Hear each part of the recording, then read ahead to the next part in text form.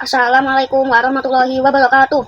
Ladies and gentlemen, welcome to the story of an icon. This is the Porsche 911.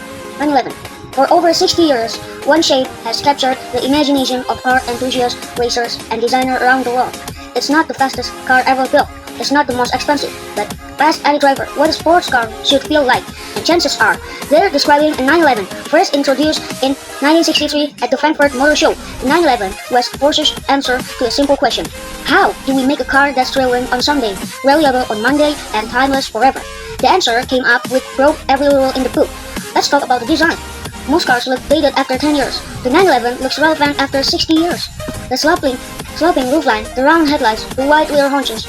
It's a silhouette you can recognize from 100 meters away, even in the dark. Ferdinand Alexander Porsche, the designer, said he wanted to create a car that looked like it was already moving when standing still. He succeeded, but this isn't just about look. Every curve has a purpose. The low nose cuts through air, the wide wheel provides stability, the cabin sits forward to balance the engine behind the rear axle. Porsche has evolved the 911 through 7 generations, but they never abandoned the core shape. Why fix what the world already recognized as perfect? Inside the 911 blends of analog feels with modern tech. The 5-dial instrument cluster has been there since day one. Today, the center dial is still an analog tachometer, because in 911, the engine's heartbeat is what matters most. The rest of the cockpit wraps around you, putting every console within reach. It's a driver's cockpit, not a living room. Now, let's talk about what makes the 911 drive like nothing else: the engine layout. In the 1960s, every sports car puts the engine up front or in the middle. Porsche put it in the behind the rear axle. Engineers called it a mistake. Drivers call it magic. That rear engine layout gives the 911 a unique character. On corner exit, the weight over the rear wheels pushes you forward with traction that feels impossible. The steering is light, direct, and communicative. Because there is minimal weight out in front, it takes skill to master. But once you do, it rewards you like no front engine car can. Under the hood, you'll find flat 6 engine. Flat meaning the cylinders lie horizontally and keeping the center of gravity low. 6 cylinders, giving it that signature Porsche sound, a high-pitched wail that builds to 9,000 RPM in the GT3 models.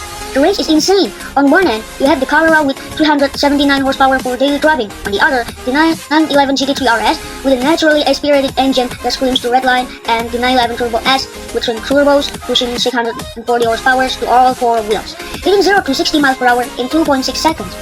That's faster than most hypercars from a decade ago. But here's the key.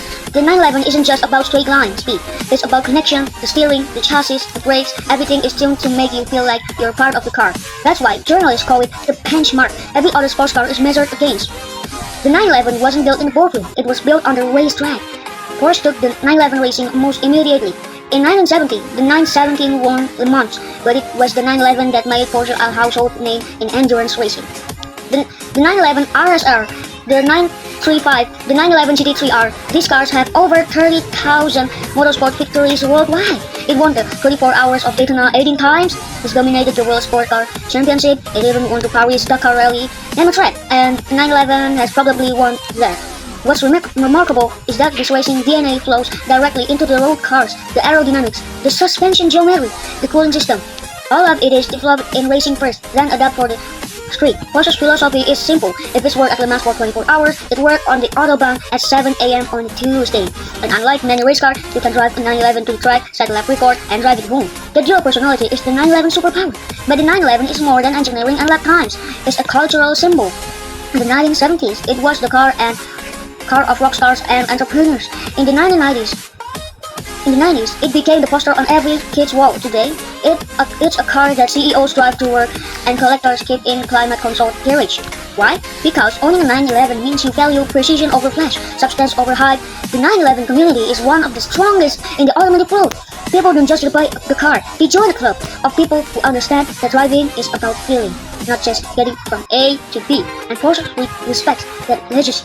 Every new 911 is tested on the Nürburgring Nordschleife, the same 30-mile stretch of road that's been the benchmark since the 1960s.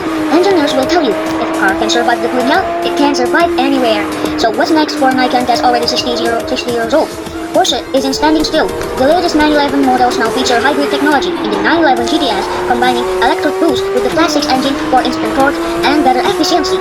Interior has come digital with configurable displays and advanced driver assistance, but the soul remains the same. The challenge for Porsche is simple: how to evolve a legend without losing what makes it a legend? Their answer is to keep the core DNA, the rear engine balance, the flat six sound, the driver focus, and wrap it in new technology.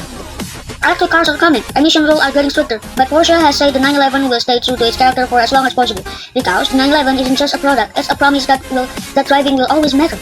Ladies and gentlemen, the Porsche 911 is a true icon.